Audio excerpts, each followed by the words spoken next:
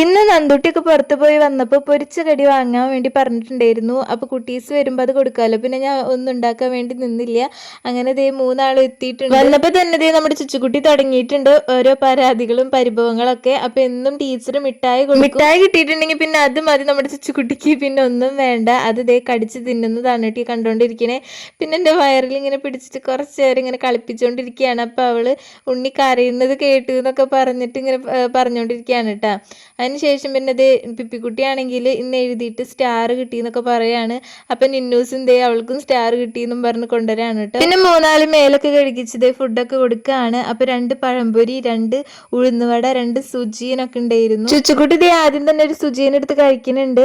പിന്നെ ഞാനാണെങ്കിൽ പതിവ് പോലെ പഴംപൊരി എടുത്ത് കഴിക്കുന്നുണ്ട്. ഇപ്പം എനിക്ക് 30 ആഴ്ച കംപ്ലീറ്റ് ആയിട്ടുണ്ട് കേട്ടോ. അപ്പം ഞാൻ വിചാരിച്ചു ഹോസ്പിറ്റൽ ബാഗിലേക്ക് വാങ്ങി തുടങ്ങാന്ന്. അപ്പം ഞാൻ ആദ്യം വാങ്ങിച്ചൊരു സംഭവമാണ് കേട്ടോ ബേബി വൈപ്സ്. 160 രൂപയ്ക്കാണ് കേട്ടോ ഈ ഒരു 3 പാക്കറ്റ് എനിക്ക് കിട്ടിയിട്ടുണ്ടായിരുന്നേ. അപ്പം എത്ര